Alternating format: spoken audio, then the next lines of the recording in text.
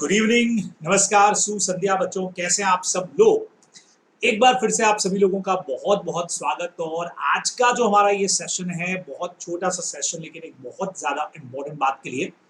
अक्सर हम लोग एग्जाम के अंदर अपनी बहुत जबरदस्त वाली तैयारी के साथ में जाते हैं, बहुत अच्छी मेहनत भी करते हैं, लेकिन कुछ ऐसी चीजें हैं छोटी छोटी सी जिनकी वजह से हमारे मार्क्स पर बहुत बड़ा इम्पैक्ट आता है और कहीं हमको लगता है कि जैसा हमने सोचा था उतने मार्क्स हमको नहीं मिल पाए या हम लोग एग्जाम में सक्सेस नहीं अचीव कर पाए। तो यहाँ पे आज के सेशन में बहुत जल्दी से आप लोगों को मैं 5 उन मिस्टेक्स के बारे में बताने वाला हूँ जो एग्जाम देते वक्त में, एग्जाम करते वक्त में, जब आप एग्जामिनेशन हॉल में हो और एग्जाम को लिख रहे हो, तो इन चीजों को अवॉइड करिए, जिससे आपके मार्क्स जो हैं वो श्योरली बढ़ने वाले हैं। आपके मार्क्स के ऊपर उसका बहुत अच्छा इंपैक्ट पड़ने वाला है। चलिए, तो फटाफट से आज का ये जो सेशन है मैं उसको स्टार्ट कर देता हूं बिना बिल्कुल भी वक्त गवाए, क्योंकि इस वक्त समय आप लोगों के लिए बहुत ज्यादा कीमती है, एग्जाम्स एकदम सर पे हैं। तो बच्चों, हमेशा आप लोगों को रूटीन क्लास में मैंने एक बात कही है कि कौन सी बात कब और कैसे कही जाती है। अगर ये सलीका हो तो हर बात सुनी जाती है, और वही सलीका यानी हमारे एग्जाम में हमारा प्रेजेंटेशन कैसे होगा। आज का ये जो हमारा सेशन है वो CA foundation, CA intermediate, whether आप लॉ के स्टूडेंट हैं, वेदर आप ऑडिट के स्टूडेंट हैं, कोई भी, उन सबके लिए ये चीज बहुत काम की है कि आपको एग्जाम में अपना प्रेजेंटेशन खास करके थ्योरी पेपर में कैसे देना है उस पर मैं बात कर रहा हूं। और यहीं पे मेरी एक और बात है, कौन कहता है रास्ता नहीं होता, बस हमें पता नहीं होता। तो बस वो रास्ते का पता मैं आज आपको बताने वाला हूं कि जो कॉमन मिस्टेक्स है, जो अक्सर करते हुए भी हमें पता नहीं लगता कि हमने क्या गलती कर दी है, तो उन गलतियों को हमने अगर सुधार लिया तो श्योरली हमको बहुत अच्छे मार्क्स मिलने वाले हैं। तो बच्चों, सबसे पहले नंबर पर हमारे पास में आया overwriting and excess cutting. देखिए, ये एक ऐसा कॉमन चीज है जो हमको पता भी नहीं होता कि हमसे कब हो गया। और ये तभी होता है जब आप लोगों ने पहले से आंसर्स का प्रैक्टिस नहीं किया होता है। अगर आपने आंसर्स का पहले से प्रैक्टिस करके रखा हुआ है तो बहुत कम ऐसे चांसेस रहेंगे कि आप लोगों से ओवर राइटिंग हो जाए या कहीं आपको आंसर्स को कट करना पड़ जाए। तो यहाँ आप चूंकि एग्जाम एकदम सर पे है, तो कोशिश करिएगा वहां पे पूरी पूरी कि आपके आंसर्स के अंदर कटिंग नहीं हो, कट वट नहीं हो जाए, बिल्कुल क्लीन सी कॉपी हो। और कहीं पर भी, जैसे एक सिंपल सा एग्जाम्पल मैंने आप लोगों के सामने दिया है, अब यहाँ आप लोग देख सकते हैं ऑडिट इज इंडिपेंडेंट। आप एग्जामिनेशन के अंदर ई को आपने वापस से लिख दिया, या फाइनेंशियल आपने पहले स्टेटमेंट लिख दिया था, फिर उसके ऊपर ओवरराइटिंग करके आपने उसको इंफॉर्मेशन के अंदर चेंज किया, इंफॉर्मेशन को स्टेटमेंट में चेंज किया, बराबर। फिर उसी तरह से आपने एक और डेफिनेशन लिखा, ऑडिट इज, उसको कट किया, फिर एग्जामिनेशन को कट करके इंडिपेंडेंट एग्जामिनेशन किया। तो जब भी कॉपी चेकर ऐसी कॉपी को देखेगा और उसको लगेगा इतना ज्यादा काट छाट है, तो उस पर आपका इंप्रेशन जो है वो अच्छा नहीं जाएगा, और जहां इंप्रेशन खराब हुआ वहां पे मार्क्स कटे। तो फिर से आपको कह रहा हूं, राइटिंग उतना बड़ा मुद्दा नहीं है जितना ज्यादा बड़ा। राइटिंग अपने आप में ठीक है, लेकिन उससे ज्यादा कहीं इंपॉर्टेंट ये चीज आ जाएगी कि आप कितना ओवर राइटिंग कर रहे हैं या एक्सेस कटिंग अगर कर रहे हैं, तो आपकी कई बार सेंटेंस की फॉर्मेशन खराब हो जाती है। और जहां सेंटेंस का फॉर्मेशन खराब हुआ है, इस तरह का कॉपी देखने को मिला, तो फिर आपके मार्क्स वहां पे कटने वाले हैं। तो मेरा पहला सजेशन आप लोगों को ये है कि ओवर राइटिंग और एक्सेस कटिंग से बिल्कुल बचेंगे। ठीक है, चलिए दूसरे नंबर पे आपको लेके आता हूं बच्चे लोगों। बहुत सिंपल है, खास करके हमारे लॉ और ऑडिट के पेपर्स के अंदर शॉर्ट फॉर्म्स का जो हम यूज करते हैं, है ना। जैसे हमारे पास में फाइनेंशियल रिपोर्टिंग फ्रेमवर्क, आपने एफआरएफ लिख दिया, ऑडिट की बात कर रहा हूं। फ्रॉडुलेंट फाइनेंशियल रिपोर्टिंग आपने एफएफआर लिख दिया, इवन फाइनेंशियल स्टेटमेंट की जगह आपने एफएस लिख दिया, बराबर। रिस्क और मटेरियल स्टेटमेंट की जगह आपने आरओएमएम लिख दिया। इवन हमारे फाउंडेशन, इंटर सब में रजिस्ट्रार ऑफ कंपनीज की जगह पे आपने आरओसी लिख दिया, गलत है। या कंट्रोलर ऑडिटर जनरल की जगह आपने सीएजी यूज कर लिया, गलत है। आप पूरा यूज करिए, पूरा यूज करिए, पूरा यूज करिए। हाँ, यहाँ एक चीज आपको बता देता हूँ, कुछ चीजें अलाउड है। और अलाउड कैसे है कि जैसे कोई आंसर को आप ड्राफ्ट कर रहे हैं, और आंसर को ड्राफ्ट करते वक्त में सपोज करिए आरओसी वर्ड जो है वो 3 से 4 से 5 बार आ रहा है, या 2 या 3 बार भी आ रहा है, तो आप पहली बार पूरा लिखिए रजिस्ट्रार ऑफ कंपनीज, ब्रैकेट में लिख दीजिए आरओसी, ठीक है, या here and after known as ROC, और फिर आप आरओसी वर्ड यूज करिए तो हमको चलेगा। लेकिन आप सिर्फ ये वर्ड यूज करते हैं, हम में से कई लोग ये गलती कर देते हैं कि आपने वहां पे शॉर्ट फॉर्म्स यूज कर लिए, तो आपके नंबर भी वहां पे शॉर्ट हो गए। तो मेरा दूसरा सजेशन फाउंडेशन, इंटर सबको रहेगा कि शॉर्ट फॉर्म्स की जगह पे आप प्रॉपर फॉर्म जो है उसको यूज करिए। तीसरे नंबर पे आता है बच्चों जल्दबाजी। कई बार हम लोग जब क्वेश्चंस को रीड करते हैं तो इतना फास्ट रीड कर लेते हैं और जल्दी जल्दी से एक इंटरप्रिटेशन के ऊपर पहुंच जाते हैं और उसका सॉल्यूशन करने लग जाते हैं, तो वो भी हमको कर देता है कई बार नुकसान। फॉर एग्जाम्पल, मैंने कुछ एग्जाम्पल यहाँ पे लिए। पहला क्वेश्चन मैं लेके आया हूँ फाउंडेशन से, Indian contract act. Mr Ramesh promise to pay ₹50,000 to his wife Mrs. Lali so that she can spend the sum of her on her birthday. Mrs. Lali insisted her husband to make a written agreement if he really love her. Ramesh ने एक return agreement वहां पे बनाया है, उसको registered भी करवा लिया गया है, बाद में वो पैसा नहीं दे पाया, तो आपसे पूछा गया कि क्या वाइफ यहाँ पे पैसा रिकवर कर सकती है क्या। जैसे ही ये क्वेश्चन पढ़ते हैं हम लोग, तो इंटर वालों को भी याद आएगा क्योंकि फाउंडेशन में आप ये पढ़ के आए हो, सबके दिमाग में एक आता है कंसेप्ट, सर ये तो नेचुरल लव और अफेक्शन का मैटर है सर, जहाँ पे नेचुरल लव से प्रॉमिस किया है और सर आप देखो वहां पे रिटर्न एग्रीमेंट भी है और साथ में रजिस्टर्ड भी करवा दिया है, तो yes sir, she has right to recover this amount. अब बच्चों बहुत जल्दबाजी कर ली हमने। यहाँ सबसे बड़ी बात ये थी कि मिसेस लाली इंसिस्टेड हर हस्बैंड, यानी अपने हस्बैंड को उन्होंने इंसिस्ट किया, एक तरह से फोर्स किया है ना, कि अगर तुम सच में मुझे प्यार करते हो तो रिटर्न एग्रीमेंट करो। और याद करो, नेचुरल और अफेक्शन की तीन चीजें थी। नाम से ही पता लग रहा है कि ये जो प्रॉमिस किया है नेचुरल होना चाहिए, नेचुरल लव की वजह से, न कि किसी के इंसिस्ट करने की वजह से। तो ये आंसर नेचुरल लव और अफेक्शन में नहीं जाकर के सीधा सीधा सा डोमेस्टिक और सोशल एग्रीमेंट में चला जाएगा, जो बालफोर वर्सेस बालफोर वाला आप केस पढ़ते हो और एब्सोल्युटली वॉइड हो जाएगा। बराबर, मतलब सोशल एग्रीमेंट है and Mrs Lali have no right to file suit. देखिए इतना बड़ा आंसर में जंप आ गया, चेंज आ गया। कहां आप आंसर में लिख रहे थे शी विल सक्सीड, और अब लिखना पड़ेगा आपने को शी विल नॉट सक्सीड। तो क्वेश्चन को थोड़ा सा ढंग से पढ़िए। वेदर आप लॉ, वेदर आप ऑडिट, कुछ भी कर रहे हो, फाउंडेशन, इंटर, फाइनल, कोई भी सब्जेक्ट के स्टूडेंट हो, क्वेश्चन को ढंग से थोड़ा पढ़िए बराबर से, तब आप आंसर प्रॉपर कर पाएंगे। एक और एग्जाम्पल मैंने लिया आप लोगों के लिए। ये अभी एक स्टूडेंट का डाउट था मेरे पास में, which is not covered in the definition of key managerial person। ये एक छोटा सा क्वेश्चन था, 4 ऑप्शंस दे रखे थे, company secretary, whole time director. Student का मेरे पास में डाउट ये था, सर आंसर नंबर सी और आंसर नंबर डी तो सर आपने एक जैसा लिख दिया है सर, सी और डी तो सेम लिख दिया सर, तो दोनों ही आंसर करेक्ट है सर। तो मैंने बोला सी और डी सेम है, यस सर, सी और डी तो सेम टू सेम लिखा हुआ है सर, एक ही बात तो लिखी है। अब सबसे बड़ी बात थी बच्चे लोगों, सी नंबर पॉइंट में हमने यहाँ पे दिया था 1 लेवल बिलो, जबकि यहां डी में हमने दिया था 1 लेवल अबव। समझ रहे हैं आप लोग, पूरा सेम टू सेम सेंटेंस है, सिर्फ एक वर्ड हमने चेंज कर दिया। यहाँ पे होना क्या चाहिए था, बिलो, और एक जगह पे है अबव। करेक्ट आंसर ये था कि कौन सा डेफिनेशन में कवर नहीं है, अबव वाला कवर नहीं है, बिलो वाला कवर है। तो ये लाइन मामला गड़बड़ कर देगी, एक वर्ड से अर्थ का अनर्थ यहाँ पे हो सकता है। तो इसीलिए क्वेश्चन को जल्दबाजी में नहीं, ढंग से पढ़िए, कहीं पे चूक नहीं होनी चाहिए। सेम उसी तरह से बच्चे लोगों, ऑडिट के लोग जानेंगे इस चीज को। Fraudulent financial reporting only involve. अब जो भी फ्रॉडुलेंट फाइनेंशियल रिपोर्टिंग को पढ़ेगा उसको सबको पता है, यस सर इसमें मैनिपुलेशन, फॉल्सिफिकेशन, ऑल्ट्रेशन, ये सब इंक्लूडेड है ना। हमने करेक्ट या इनकरेक्ट पूछा, उन्होंने आंसर दिया यस सर एब्सोल्युटली करेक्ट है सर, उसमें तो ये सब इंक्लूडेड ही है।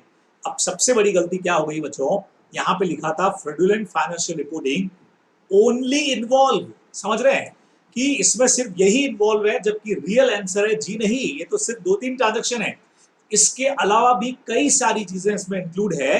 तो आपका आंसर करेक्ट होते होते इनकरेक्ट हो जाएगा। हाँ, ओनली वर्ड हटा दूं तो समझ में आता है कि करेक्ट है भी, कि ये चीजें भी एफएफआर का पार्ट है, फाइनेंशियल फ्रॉडुलेंट फाइनेंशियल रिपोर्टिंग का पार्ट है। ओके, समझ में आता है बराबर से। लेकिन सबसे बड़ी दिक्कत यहाँ पे क्या हो गई बच्चे लोगों, ओनली वर्ड को जैसे ही मिस किया आपने, ओनली वर्ड को जैसे ही मिस किया और आपका आंसर गलत हो जाएगा, क्योंकि आंसर इनकरेक्ट में जाना चाहिए था और आप करेक्ट लिख करके आ जाओगे। तो थोड़ा सा ढंग से आंसर को पढ़ोगे बराबर से, तब जाकर के हम लोग प्रॉपर तरीके से अपना काम वहां पे कर पाएंगे बराबर। चलिए नेक्स्ट नंबर पे हमारे पास में क्या आता है, आंसर ऑफ करेक्ट और इनकरेक्ट टाइप के क्वेश्चंस बच्चों तीनों में आ रहे हैं। देखिए ऑडिट का तो, इंटर ऑडिट का तो ये मेन पार्ट है ही है, ये आप सब लोगों को अच्छी तरह से पता है कि उसमें करेक्ट और इनकरेक्ट के क्वेश्चंस तो आते ही हैं। लेकिन सीए फाउंडेशन के अंदर भी और लॉ के अंदर भी हमारे इंटरमीडिएट के अंदर करेक्ट इनकरेक्ट के क्वेश्चंस आ सकते हैं। तो थोड़ा सा प्रॉपर आंसर करिए। कैसे, जैसे the first auditor of a government company was appointed by the board in its meeting after 10 days from the date of registration. Correct और इनकरेक्ट ये सबको बताया कि आंसर इनकरेक्ट है, लेकिन हम एक्सप्लेन कैसे करना है इसको। तो कई लोगों को लगा सर इनकरेक्ट है तो हम डायरेक्ट लिख देंगे, जैसे यहाँ लिखा है कि जो भी अपॉइंटमेंट है वो 60 डेज के अंदर by controller and auditor general होना चाहिए। हमेशा ध्यान रखिए, करेक्ट इनकरेक्ट का क्वेश्चन है तो उससे रिलेटेड पूरा प्रोविजन समझाइए।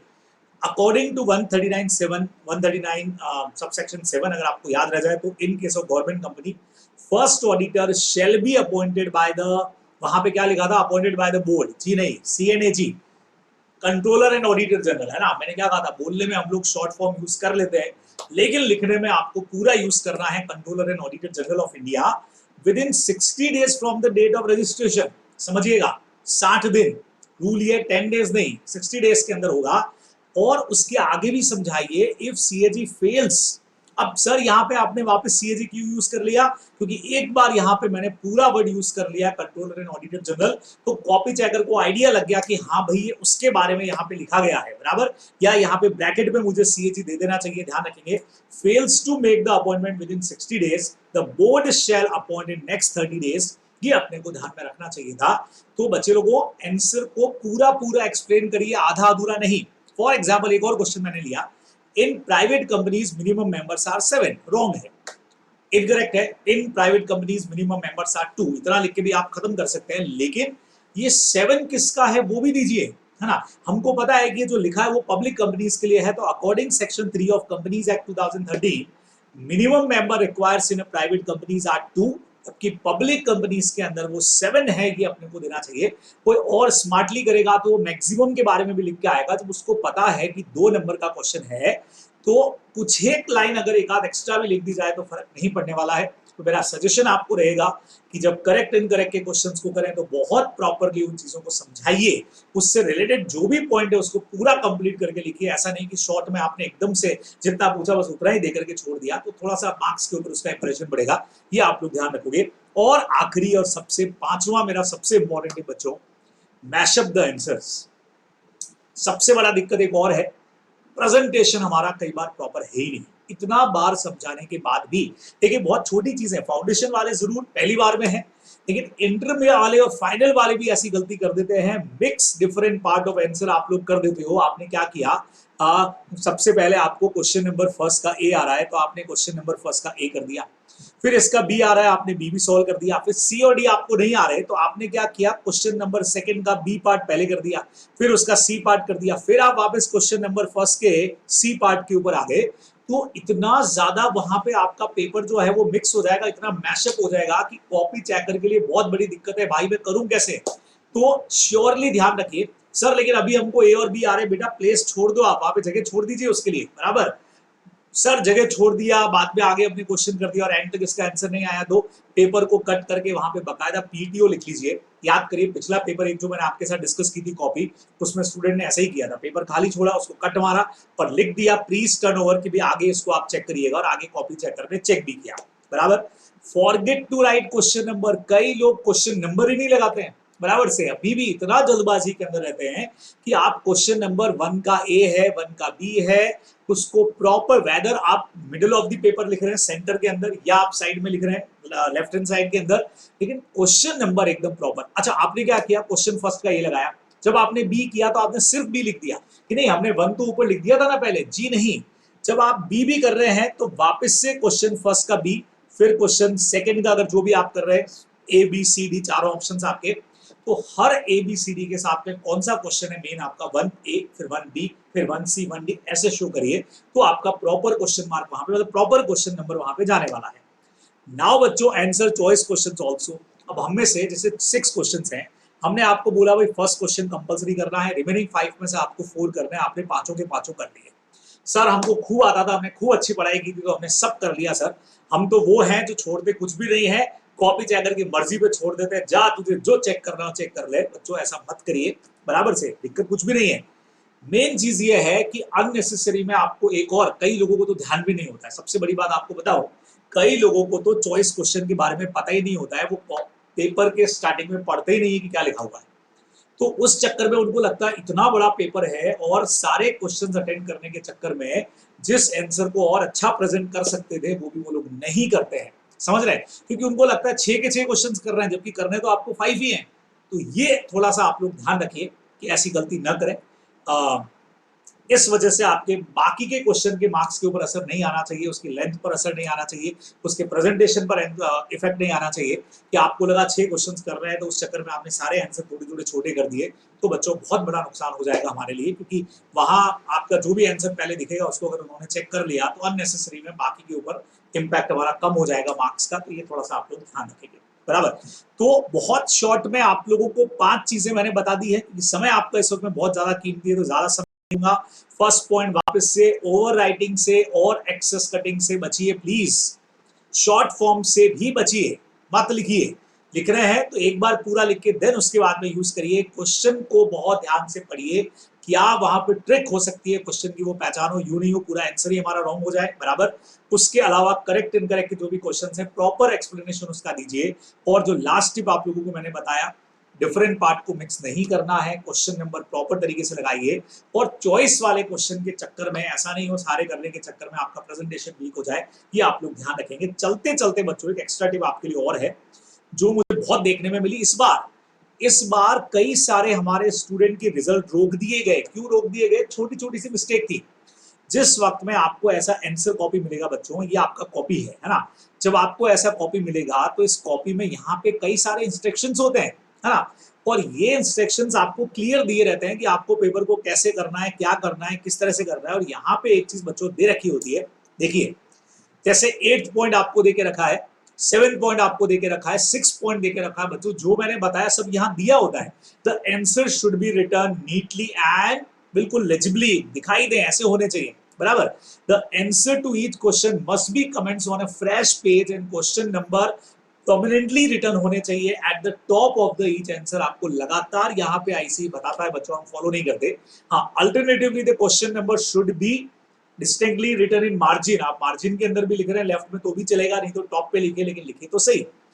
8th पॉइंट कहता है the answer to each question in all parts should be fully completed in one page और कंसेक्यूटिव सेट ऑफ पेजेस में लिखें। नेक्स्ट क्वेश्चन करने से पहले पहले आप उस क्वेश्चन के सारे पार्ट को खत्म करिए। ये देखिए इंस्ट्रक्शन यहाँ पे आपको दिया रहता है जो हम लोग फॉलो नहीं करते। और इस बार कई स्टूडेंट का रिजल्ट रुका क्योंकि उन्होंने पॉइंट नंबर 9 को फॉलो नहीं किया। पूरी कॉपी में स्टार्टिंग के अलावा जहां आपको इंस्ट्रक्शंस हैं, रोल नंबर या और कुछ भी, अगर कोई भी भगवान का नाम आपको लिखना है, इवन कुछ भी लिखना है तो नहीं लिखेंगे, नहीं तो ये अनफेयर मीन्स मान लिया जाएगा। और आपको मैं बहुत क्लियर बता देना चाहता हूं आप सबको, इस बार काफी सारे स्टूडेंट का रिजल्ट रोका गया है ना। उनमें से कुछ अभी इस वीडियो को देख रहे होंगे तो वो जानते हैं कि हाँ सर हमने ऐसा किया था। हमने इवन बच्चों पूरा कॉपी खत्म करने के बाद कई लोगों ने नीचे लिख दिया द एंड। क्यों लिख रहे हो द एंड वहां पे? भाई आपको मना किया है, नहीं लिखना है आपको।